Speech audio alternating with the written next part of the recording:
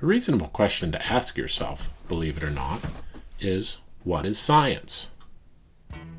You might initially be tempted to answer that science is studying stuff. While true, this answer is too general, because it doesn't specify the three key elements of the scientific method. The first element of the scientific method is measurement.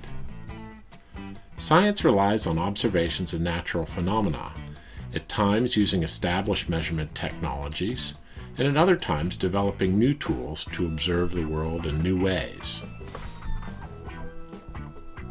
It's important to recognize that because science relies fundamentally on observations, it cannot address phenomena that cannot be measured.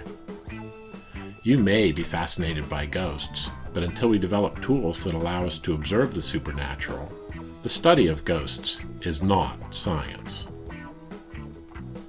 Observations in science lead into the next element of the scientific method, which is interpretation. Interpretation means using mathematics and statistics to organize and make sense of the observations that you gather. The importance of these tools explains why most of you have been required to take calculus and stats for your major. Once observations have been placed into a broader context, it is time for the next element of the scientific method, which is prediction. Prediction involves building models that anticipate how a natural phenomenon behaves. After prediction, however, you're not done. You need to make more observations to see how good or bad your predictions are.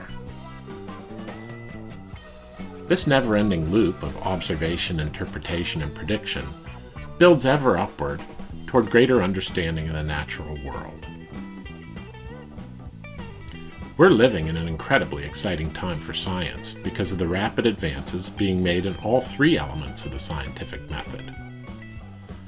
Focusing on the ocean sciences for a moment, we have incredible and rapidly evolving tools for observing the ocean.